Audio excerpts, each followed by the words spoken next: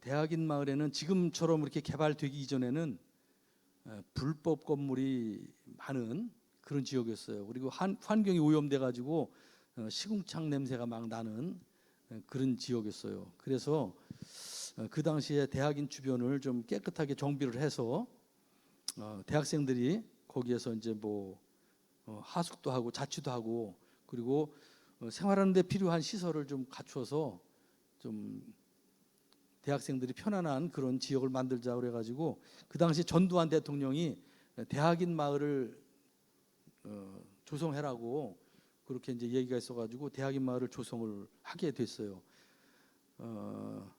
그런데 이제 거기서 주로 장사하시는 분들이 그 토지 주인들이 아니고 그냥 세를 들어가지고 무허가 건물 짓고 장사를 하는 그런 사람들이었어요.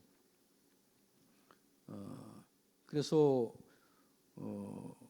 설계를 하고 공사를 이제 시작을 하게 됐는데 그 당시에 그 계장이었던 사람이 우리 친구인데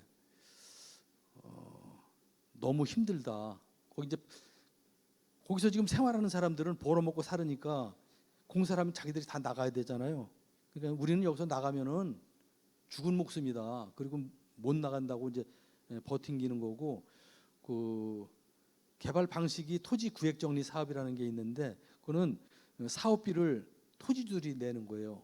예를 들어서 제가 땅을 1000평을 갖고 있다 그러면은 1000평 중에 400평을 공사비로 다 이렇게 내놓는 거예요. 그리고 토지를 개발을 해서 정비가 되면은 600평만 내 땅으로다가 이렇게 소유를 할 수 있는 그런 이제 방식이라 그 토지 소유자들은 빨리 개발을 해서 개발된 땅 중에 뭐 내 땅을 찾아가지고 거기다가 집 짓고 살기를 원하니까 패가 두 패예요. 하나는 개발을 못하게 하는 패가 있고 한 팀은 또 개발을 빨리 해서 개발할 후에 우리가 들어가는 그런 거를 해달라고 그러니까 데모를 양쪽에서 하는 거예요. 한쪽에서는 빨리 해라, 한쪽에서는 못한다. 그러니까 시에서는 굉장히 어려웠어요, 사실. 그래서 그 담당 팀장이 그 당시에 군수님을 찾아가서 나 힘들어서 죽겠다.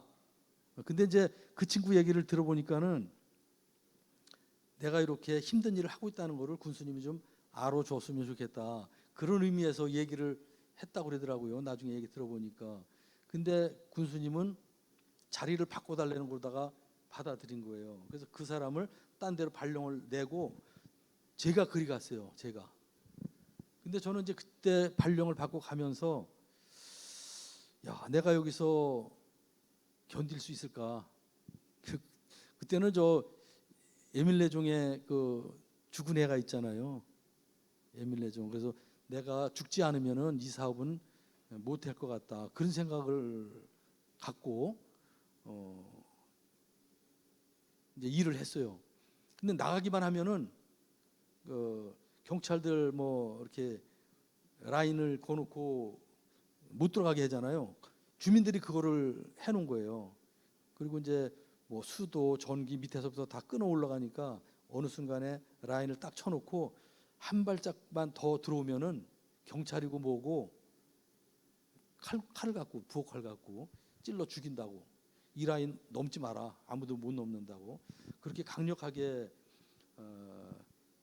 개발을 못하도록 막았어요. 그래서 저도 이제 담당 계장이니까 매일 나가야 되잖아요. 매일 나가면은 그 주민들이 비웃어요 막. 저 새끼 또 나왔네. 저거 얼굴이 누렇게 떴네. 막 그러면서 충격적인 얘기도 많이 해요. 근데 뭐 안 나갈 수 없잖아요. 그리고 그 사람들이 저한테만 그러는 게 아니라 그 군청에 찾아와서 그 군수님실에서 군수님 자리에 앉혀놓고 군수님한테도 막 욕을 해요. 그 당시에. 그래서 굉장히 민망하더라고요. 그렇게 힘들게 이제 일을 했는데 그 사람들이 요구하는 거는 우리가 여기서 나갈 테니까 나가서 장사할 수 있는 돈을 달라는 거예요. 군청에서. 근데 군에서 그 사람들을 줄 만한 근거가 없어요. 아무것도. 그 사람들은 세를 들어온 사람들이니까 그 땅 주인한테 뭐 자기 뭐 받을 거 받아서 나가면 되는 건데 그거를 시에서 군에서 좀 해달라고 요구를 하니까 우리가 끝까지 못한다고 버티겼어요. 그렇게 지내다가 어느 날 그 반대 추진위원회 위원장이 저한테 좀 대화를 하자. 그래가지고 이제 컨테이너 박스로다가 안내를 해서 거기 들어갔더니 거기에 반대를 하는 사람이 다 모여 있는데 제가 들어가자마자 문을 잠그라 그러더라고. 그래서 문을 딱 잠그더니 그 자기들이 준비한 가스통을 딱 틀더라고요.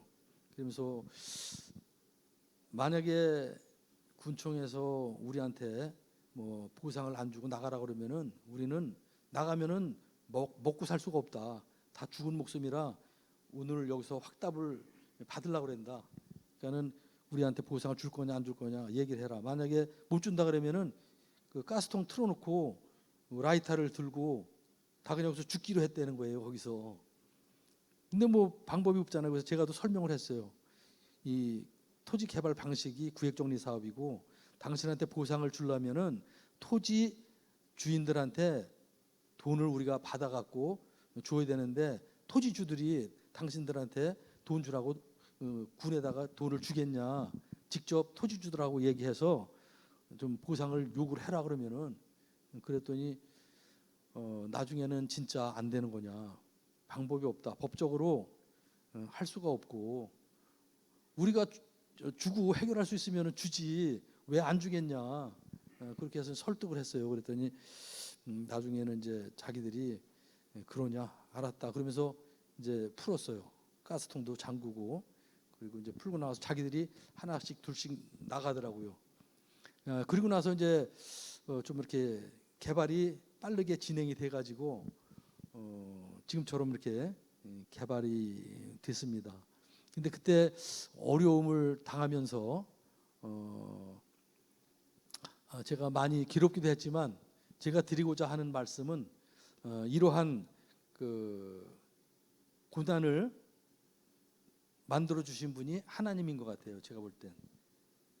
그래서 그 고난을 잘 극복하고 그 개발을 다 이제 제대로 해놨잖아요. 그리고 난 다음에 저는 그 이후에 제가 인정을 받았다고 생각을 해요. 한 친구는 일이 많다고 자리 바꿔달라고 그래갖고 나갔고 저는 그 자리에 가서 해냈잖아요. 그래서 그런 생각을 갖게 됐어요. 하나님께서 나에게 그 인정받을 수 있는 기회를 만들어 주신 것이 아닌가 그런 생각을 하게 됐고 그때 이후로는 제가 일에 대한 두려움이 없어요. 나에게 무슨 일을 맡겨도 나는 할 수 있다는 그런 자신감을 갖게 되더라고요. 그래서 제가 또 신앙생활을 하니까 고난을 통해서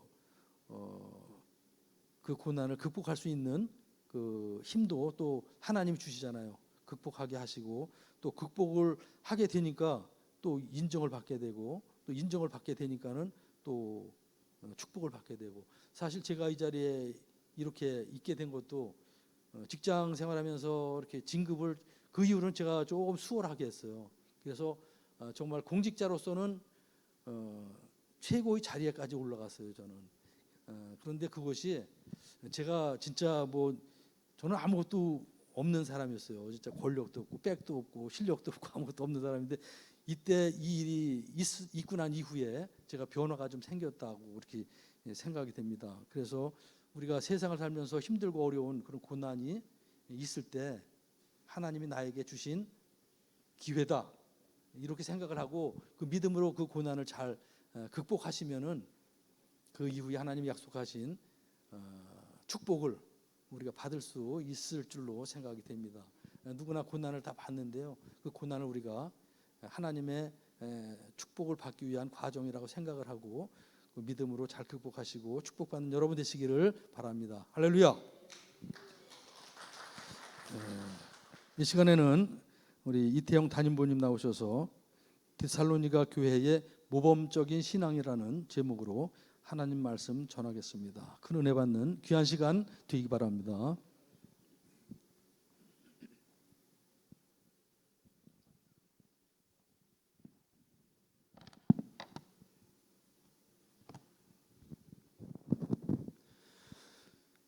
할렐루야. 네, 주일 오후 예배에 오신 모든 성도 구누님들을 환영하고 축복합니다.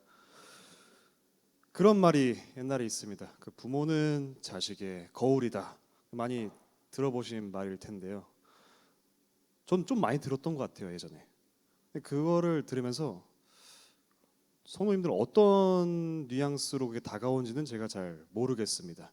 흔히들 이런 얘기를 들으면 뭔가 긍정적인 뉘앙스는 좀 없는 것 같아요. 뭔가 항상 부모는 자식의 거울이다, 그렇지 하는 듯한 미적지근한 느낌의 뉘앙스로 우리가 흔히들 인식을 하는데, 중요한 거는 이 말의 명제가 참이라는 것에 우리가 대부분 동의를 한다는 것입니다. 저도 동의를 하고 있고요. 어찌됐건 자식은 부모를 보고 배웁니다. 정확히 말하자면 부모를 자식은 모방을 합니다. 기본적으로 부모를 모방하고자 하는 욕구를 가지고 있습니다. 자식은 이제 부모, 즉 엄마, 아빠를 흉내를 내죠. 사소한 말투부터 행동 하나, 어떻게 보면 이제 입맛도 맞춰지고 사고까지 모방을 하게 됩니다. 저는 그 걸음걸이가 좀 특이한 편입니다. 아실 분들은 아실 텐데 걸음걸이가 조금 특이해요. 약간 묘한 팔자걸음으로 걷습니다. 그래서 제 친구들이나 저를 몇 번 보지 않으신 분들도 저 멀리서 제가 오면 저를 알 수 있대요. 걸음걸이 보고.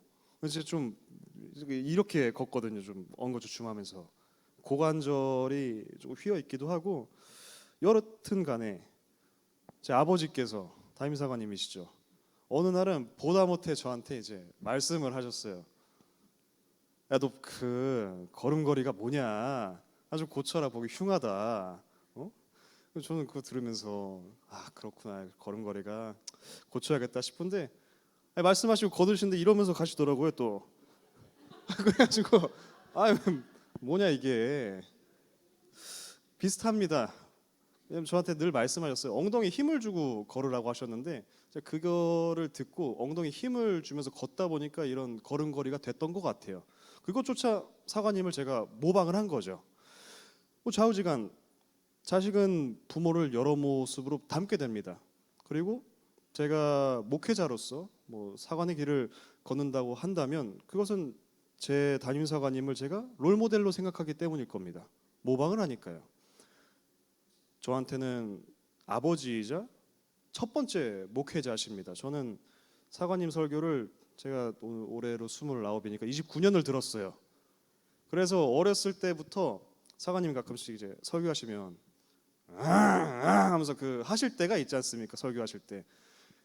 아기 때는 언제쯤 저 을 시작하는지 혼자 머릿속을 맞추는 놀이를 했었어요. 5, 4, 3, 이 그렇지, 오늘도 맞췄다. 그런 기억이 있습니다.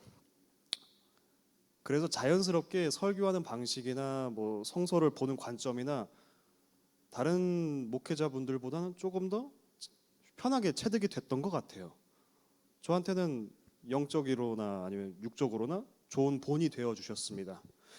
본이라는 것이 그 결국에는 영어로는 모델이라고 하는데 이게 라틴어 모듈루스에서 나온 단어입니다. 이 단어의 뜻은 틀이라는 뜻이에요.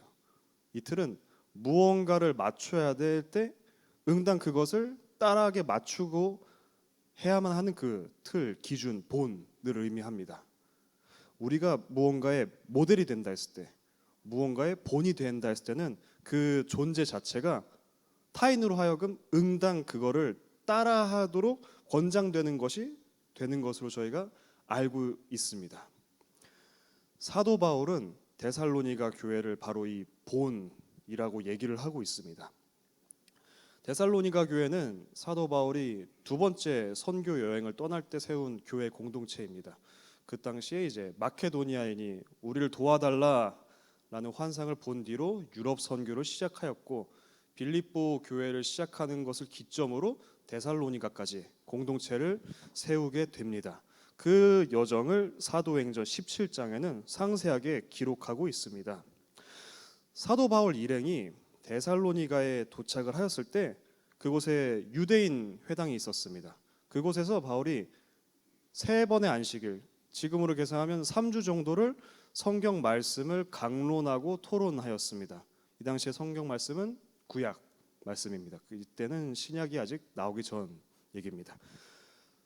많은 것들을 토론한 뒤에 몇몇 사람들이 사도 바울의 말씀에 감동을 받고 설득을 받아서 그를 따르게 되었습니다. 그런데 이 와중에 그를 시기하는 다른 유대인들의 소동으로 인해서 사도 바울은 결국에 급하게 데살로니가를 떠나게 됩니다. 3주 정도 있었습니다. 공동체는 막 생기기 시작했고요. 그 공동체를 바울이 오늘 본문에 이렇게 얘기하고 있습니다. 그러므로 너희가 마게도냐와 아가야에 있는 모든 믿는 자들의 본이 되었느니라. 이거는 굉장히 놀랍고 충격적인 말씀입니다. 왜냐하면 갓 만들어진 공동체가 3주 있다가 생긴 공동체가 다른 교회들이 본받아야 될 본이 되었다고 바울이 얘기하고 있기 때문입니다. 3주 만에 어떤 것의 롤 모델이 되는 본이 될 수 있을까요?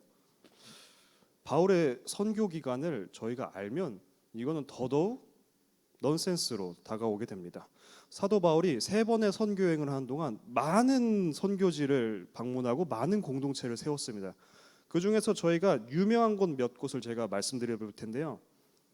첫 번째 에베소 교회입니다. 사도행전 20장 31절이고요.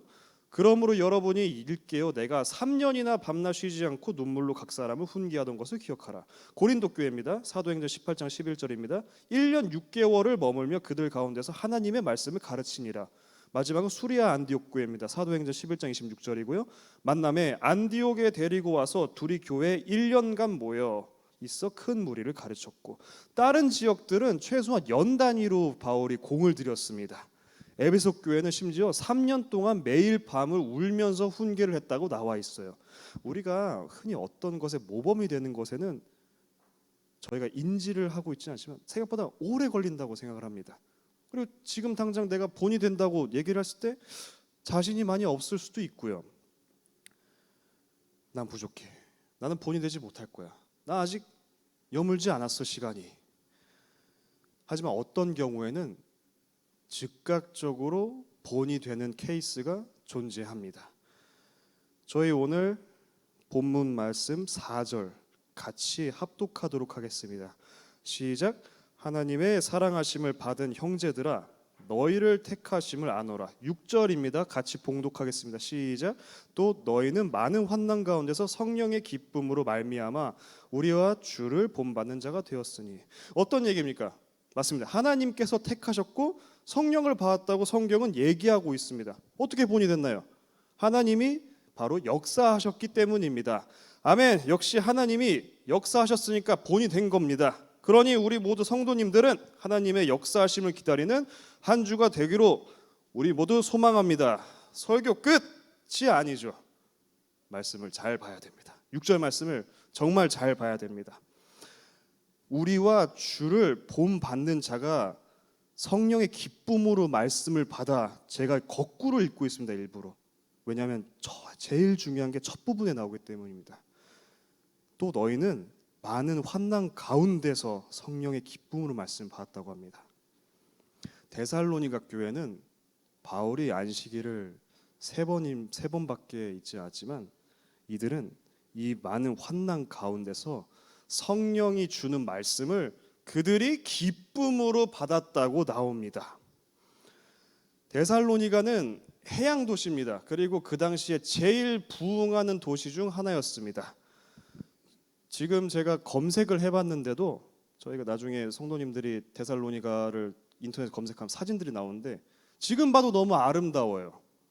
정말 발전된 도시입니다. 지금과 같은 기술력은 아니었지만 그 당시에도 최고의 도시의 모습이었을 겁니다. 그리고 그곳에 있는 사람들은 본인들의 종교에 굉장히 열심이었어요. 그곳에 어떤 종교들이 있었냐? 유대교가 있었습니다. 유대인들이 있으니까. 여러 이방 종교들이 있었을 겁니다. 그리고 카비루스라는 종교가 있었습니다. 카비루스라는 권력에 대항하는 인물이 암살을 당해가지고 그 죽은 카비루스가 나중에 이 성나고 고통받고 압제당하는 민중들을 구하러 부활해서 돌아올 거다라는 종교였습니다. 뭔가 좀 비슷한 구석이 있죠. 그들은 그런 신앙을 가지고 있었습니다. 유대교는 어떤 종교인가요? 메시아를 기다리는 종교입니다.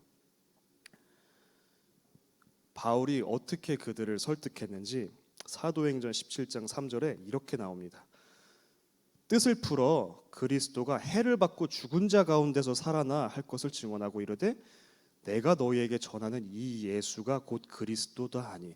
바울이 그들을 전도하고 그들을 설득했던 것은 그들이 계속 염원하고 기다리고 있었던, 유대교가 기다리고 있었던 메시아, 카비루스 종교가 기다리고 있었던 카비루스, 그가 진짜 그들한테 필요한 메시아가 바로 예수 그리스도라는 것을 바울이 알려줬기 때문입니다. 이것은 성령이 그들에게 메시지를 준 겁니다. 여기까지는 준 겁니다. 근데 여기서 그들이 본이 됐다는 것은 그 메시지를 그들이 받았다는 겁니다. 이 받았다는 말은 성경에서 헬라어 데코마이라고 써 있습니다. 어떤 뜻이냐면 영접하다, 받들어들이다 라는 뜻입니다. 다른 본문에서 이 말씀이 어떻게 쓰이는지 아십니까? 사도행전에서 스테반이 순교할 때 예수여 내 영혼을 받으시옵소서와 예수님이 마가복음과 누가복음에 하나님 나라는 이 어린아이 하나를 받아들이지 않는 자는 못 들어온다 했을 때 그때 쓰는 단어들입니다. 그들이 원래 갖고 있었던 자기들의 종교관을, 그 세계를 부시고 성령이 주는 그 말씀을 받았다는 겁니다. 내 가치관을 깨고 받았다는 것. 헤르만 헤세라는 독일의 문학 거장의 책인 데미안에는 이런 말이 나옵니다. 새는 알을 깨고 나온다. 알은 바로 세계다. 그 말씀을 받았다는 것은 본인이 갖고 있던 그 세상을 깨고 나온 뒤에 그를 영접했다는 겁니다. 데살로니가 교회는 그런 기쁨으로 다른 교회들의 본이 되었습니다. 그리고 이 사실은 지금 우리 성도들에게 동일한 가르침을 주고 있습니다. 저희는 이 말씀을 통해서 데살로니가 교회의 모범적인 신앙의 몇 가지 예시들을 발견할 수 있습니다. 첫 번째는 믿음의 역사입니다. 그들은 열심을 다했습니다. 믿음을 갖고 있다는 건 굉장히 어려운 거죠. 저희는 태어나자마자 교회에서 자라고, 저 또한 교회에서 자랐고, 교회에서 가르치는 것들을 너무나도 쉽게 자연스럽게 습득을 했습니다. 저는 제가 기억도 안 나는 그 시절에 삼위일체 하나님을 고백했어요. 전 그게 뭔지도 몰랐습니다. 머리로 생각하니까 사실 이해가 잘 안 되는 부분들이 있죠. 셋인데 하나고 한 명이 하나님이시고 성부 성자 성자가 있고, 그래서 머릿속에서 이게 뭐지? 싶을 때 어렸을 때 배웠으니까 자연스럽게 믿음으로 그냥 넘어가게 됩니다. 아, 역시 하나님은 대단하신 분이셔. 하나님은 역시 신비야. 이성의 영역이 아니야. 순종해야지. 아멘 하고 됩니다. 저희는. 근데 제가 지금 와이프죠. 여자친구랑 옛날에 그 친구는 기독교인은 아니었습니다. 하나님을 설명하는데 삼위일체를 도저히 이해를 못하는 거예요. 1년을 설명했어요. 모르겠대요. 말도 안 된대요. 2년을 설명했어요. 무슨 소리 하는 거냐요. 저는 그게 너무 이상했어요. 아니, 예수 믿으면 당연히 하나님 삼위일체 믿을 수 있는 거 아니야? 어느 날 깨달았어요. 아, 나는 그냥 자연스럽게 이 공동체에 자랐기 때문에 고백이 나온 거지, 이것에 대해서 아무런 정보가 없는 사람한테 이거를 갑자기 주려고 하면 어떤 사람들한테는 굉장히 받아들이기 어려운 것일 수도 있겠구나라는 것을 제가 알게 되었습니다. 데살로니가 사람들이 기다리고 있었던 메시아가 그게 예수님이야 라고 바울이 3주 설명하고 바로 어떻게 그걸 받아들일까요? 그 사람들은 평생 자기들이 갖고 있었던 세계가 있을 텐데, 평생 자기들이 갖고 있었던 신에 대한 관념이 있었을 텐데, 웬 그 천막 만드는 사람이 자기가 이스라엘에서 왔다고 몇 번 얘기하고 저거다 할 수 있었냐 이겁니다. 그래서 이 믿음이 역사가 일어났다고 하는 겁니다. 그들은 결국엔 믿었습니다. 그들은 믿었습니다. 그 어려운 거를 믿었습니다. 받아들였습니다. 그들은 자신들을 구해줄 그리스도가 카비루스가 아니라 예수임을 영접했습니다. 그런 신앙이, 그런 위대한 신앙이 우리 안에도 더욱 자라기를 소망합니다. 두 번째는 사랑의 수고입니다. 그들은 고난 속에서 사랑을 잃지 않았습니다. 쉽게 말하면 박해 가운데서 굴하지 않았습니다. 저희가 조금 더 상상력을 발휘해서 그들의 삶에 한번 들어가 보면 어떨까 이렇게 생각을 합니다. 저희는 데살로니가 사람들이에요. 잘 지내고 있었어요. 물론 인생은 힘들었지만 근데 우리 신앙관을 가지고 있었습니다. 바울이라는 사람이 와요. 뭘 열심히 설명해. 근데 갑자기 막 성령이 들어오고 마음에 불이 생겨서 맞아, 저게 메시아야, 예수 그리스도가 내 메시아야 하고 마음의 변화가 일어났어요. 할렐루야죠. 그리고 바울이 박해 가운데서 떠났습니다. 그러면 바울은 떠났어요. 예수 믿는다고 한 공동체는 남아 있어요. 그럼 어떻게 되는 거죠 이제? 데살로니가 안에서 역적이 되는 거죠. 그 사람들은 예수 그리스도의 신앙을 갖고 있지 않은 사람들이니까. 나는 그 순간에 믿음이 나왔는데 바울이 떠나고 남은 거는 난 이제 그 믿음을 가지고 그때 갖고 있었던 고백을 가지고 이제 이 인생을 그냥 다시 살아야 돼. 다시 삶으로 돌아가야 돼. 이런 겁니다. 부흥회를 했어요. 교회에서 수련회를 했어요. 저 같은 경우는 수련회죠. 고등학교 때 수련회 갑니다. 막 집회해요. 열심히 뜨겁게 찬양합니다. 성경 말씀 너무 좋아요. 말씀 너무 은혜돼요. 주님 만났습니다. 주여, 주님 위해서 인생 살겠습니다 하고 막 안에서 신앙심이 끌어올라요. 수련회 끝. 현실로 돌아가야 돼요. 나 내일 학교 가야 돼. 나 다시 일상으로 돌아가야 돼. 뭐가 남습니까? 현실로 돌아가면 눈앞에 다시 그 일상이 반복됩니다. 신앙으로 고백하는 거는 정말 잘 쳐주면 한 3시간 가요. 그 뜨거운 불이 자고 일어나면 다시 꺼집니다. 배고파요. 아침 먹어야 돼요. 똥 싸야 돼요. 다시 이 삶을 살아가야 돼요. 철학자 쇼펜하우어가 인생이 고통 아니면 권태라고 정의를 내렸습니다. 어느 쪽이든 좋은 건 아니에요. 그 가운데에서 그 말씀 붙들고 인생을 살아가게 됩니다. 그들도 그러하였습니다. 근데 데살로니가 사람들이 다시 인생으로 돌아가고 이렇게 증언했을까요? 내가 생각해봤는데 예수 아니었던 것 같아요. 제 구원자 역시 카비루스입니다. 전 유대교가 맞는 것 같아요. 바울이 우리를 현혹시켰네요. 아무도 그러지 않았어요. 공동체가 그대로 유지가 되고 본이 되었습니다. 왜 박해 속에서, 왜 고난 가운데에서 그렇게 그들이 가능했을까요? 성경이 증언합니다. 그들이 사랑을 갖고 있었다고 얘기를 하고 있습니다. 저희도 고백 끝나면 현실로 돌아갑니다. 고난 속에 있어요. 그렇다고 저희가 예수 그리스도를 버렸나요? 그래도 우리 성도님들, 구도님들 인생 아무리 힘들고 아무리 고난 만나도 주님 사랑하시죠? 그런 겁니다. 그들이 갖고 있었던 사랑 때문입니다. 그것이 그들이 본이 되게 만들어줬습니다. 이런 사랑이 저희 안에도 늘 똑같이 타오르기를 예수님 이름으로 소망합니다. 마지막은 소망의 인내입니다. 성경의 말씀을 잘 보면 이런 경우는 그들이 본이 되는데 오랜 시간에 걸리지 않는다고 나왔지만 성경에 나온 대다수의 인물들이 어떤 본보기가 됐을 때는 단기간 안에 벌어지지 않았습니다. 아브라함부터요. 아들을 얻는데 100년이 걸리죠. 야곱도 라반 집에서 원하는 사랑을 얻기 위해서 14년을 일합니다. 모세도 40년을 광야에서 훈련을 받아요. 이집트로 돌아오고 출애굽을 했는데 또 40년을 광야에서 보냅니다. 오랜 기간이 걸립니다. 노아는 방주를 만드는데 100년이 넘는 시간이 걸립니다. 대부분의 인생들은 오랜 시간에 걸려서 그 오랜 역겁의 인내를 저희가 견뎌야만 빛을 봅니다. 성경에 있는 의인들이 그렇습니다. 저 군대 있을 때 성경 말씀이 진짜로 와닿았어요. 저 군대 가니까 진짜 하루가 1000년이더라고요. 이틀이면 2000년입니다. 히브리서에 하루가 천년이고 천년이 하루라고 하는데 그거를 뼈저리게 느꼈어요. 시간이 안 갑니다. 시간이 2시 40분이에요. 빨빨 열심히 일합니다. 선임들 눈치 봐요. 시계 봐요. 2시 42분이야. 큰일 났어. 하루 종일 흔한 말로 뺑이를 칩니다. 잠잘 시간이 와요. 아침에 일어나요. 또 2시 40분이야. 계속 반복돼요.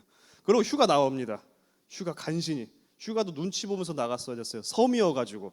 섬이어서 배가 떠야 휴가 나갈 수 있는데 배 뜨는 날은 선임들이 다 나가니까 후임들은 막 한 달, 두 달 반년씩 밀렸어요. 결국 간신히 나가. 와 집이다. 12박 13일. 너무 좋아. 가요. 친구들 만납니다. 너 왜 이렇게 빨리 나왔냐? 나 거기서 지금 14만 년 있었는데 그게 어떻게 빨리 나온 거냐 너. 말이 안 되죠. 너무 억울합니다. 이제는 전역했죠. 예비군도 끝났습니다 거의. 이제 제 동기 후배들이 군대 가요. 근데 진짜로 너무 빨리 나와요. 갑자기 상병이래. 갑자기 병장이래. 갑자기 나 전역했대요. 똑같이 얘기합니다. 너 왜 이렇게 빨리 나왔냐? 너 벌써 그랬냐? 남 얘기로 봤을 때는 이 3인칭으로 보면 굉장히 빨라 보입니다. 성경도 그냥 모세가 뭐 몇 년 있었더라라고 한 줄 끝나면 다음 줄 넘어가잖아요. 모세는 그 한 줄 사이에 40년을 보낸 건데 저희는 너무나도 3인칭입니다. 너무나도 그 안에 아직 못 들어가 있어요. 저희가 신앙생활을 한다. 그리고 예수 그리스도의 고난에 동참한다. 본이 된다는 것들은 저희가 바깥으로 봤을 때 너무나도 쉬워 보이고 너무나도 빨라 보이는 그것을 넘어서 그 안에 직접 들어가서 너무나도 오래 걸리고 괴롭고 역겹의 그 여정을 저희가 함께 십자가를 지고 인내함을 의미하고 있습니다. 그래서 소망의 인내입니다. 제 와이프가 이란에 있습니다. 1월 달에 혼인신고를 했어요. 한국에 오기로 했습니다. 비자를 준비하고 있었어요. 전쟁이 터졌습니다. 나라에 고립이 됐어요. 이란이란 나라가 고립을 시키려면 제일 먼저 하는 게 인터넷을 끊습니다. 외부랑 정보를 차단하기 위해서. 그래서 연락이 안 됩니다. 진짜 간헐적으로 인터넷이 잘 되면 한 하루에 한 3, 4분 정도 딱 그때 인터넷이 돼요. 그때 연락을 합니다. 부랴부랴. 그러면 별 얘기를 다 들어요. 자고 있는데 지진이 난 줄 알았대요. 땅이 울린대요. 건물이 흔들리고. 지진이 아니라 미사일 떨어지는 거랍니다. 하늘이 자고 있다가 밤인데 갑자기 밝아진대요. 낮인 줄 알았대요. 눈 뜨니까 낮이 아니에요.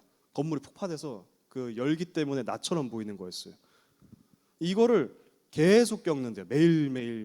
퓨. 제가 너무 미안하더라고요. 너무 미안했어요. 왜냐면 내 여자가 이런 상황에 처해 있는데 내 남자로서 할 수 있는 게 아무것도 없다라는 그 사실이 저를 미치게 만들더라고요.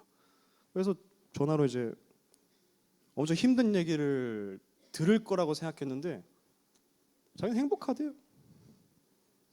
근데 목소리를 들으니까 거짓말이 아니에요. 8년, 7년 연애했거든요. 진짜로 행복한 거예요, 이 사람은. 그래서 드디어 미쳤구나. 폭탄 때문에. 아니래. 행복하대 보이는. 왜 행복하냐? 전쟁 끝나면 나를 만나는 것을 알기 때문에 행복하대요. 만날 거니까 우리는. 그 믿음과 그 희망으로 하루하루를 살아가고 있대요. 그래서 힘들 틈이 없대요. 제가 충격을 먹었습니다. 그걸 듣고. 말이 안 나오더라고요. 난 참 작은 걸로도 왔다 갔다 하는 사람인데 이 사람은 이런 소망을 가지고 살아가는구나. 주님이 갑자기 보이더라고요. 순간적으로. 그리스도의 삶이 이런 게 아닐까? 주님을 보니까 소망이 있는구나. 내 상황이랑 상관없이. 그게 소망의 인내입니다. 정말로. 그들이 진짜로 소망을 갖고 있었기 때문에 어떤 박해를 봐도 어떤 고난 속에서도 쭉 갈 수 있었던 거, 그리고 쭉 행복할 수 있었습니다. 말씀을 마무리하겠습니다. 사순절 기간입니다. 주님께서 고난을 보내시면서 어린 양 하나를 구하시기 위해서 그 힘든 기간을 저희가 동참을 하는 기간입니다. 동참을 한다고 말은 하지만 저희는 첫 번째로 저희의 힘듦을 먼저 보는 것 같아요. 그럴 때일수록 모범이 필요합니다. 우리가 따라해야 될 그런 규격이 필요합니다. 데살로니가서를 오늘 같이 보고 한 주 동안 묵상하면서 이 본에 동참해야 되는구나. 데살로니가 교회가 본이 된 진짜 본이 되는 주님을 바라보면서 우리가 믿음을 가지고 사랑을 가지고 소망을 가지고 한 주간을 살기를 진심으로 주님의 이름으로 소망합니다. 마지막 3절 다 같이 읽고 설교 마무리하겠습니다. 저희 오늘 본문 3절입니다. 시작. 너희의 믿음의 역사와 사랑의 수고와 우리 주 예수 그리스도에 대한 소망의 인내를 우리 하나님 아버지 앞에서 끊임없이 기억함이니. 아멘. 기도하겠습니다. 하나님 아버지 감사합니다. 저희의 기도가 늘 감사로 시작하지만 저희는 사실은 저희 얘기만, 저희 힘듦만, 저희 고통만 주님 앞에 그냥 고백하였습니다. 정말로 주님 감사드립니다. 이 고통 가운데 이 고통을 허락해 주심에, 그리고 이 고통이 주님의 고통에 동참하는 데 허락해 주심에 감사드립니다. 데살로니가 교회의 모범을 보며 그들이 그 박해 가운데서 그 짧은 시간에 생긴 그 소중한 믿음을 주님을 보면서 갈듯이 저희가 그 본을 본받아서 저희 한 주를 살아갈 수 있게 도와주시옵소서. 감사드리며 예수 그리스도의 이름으로 기도드렸습니다. 아멘.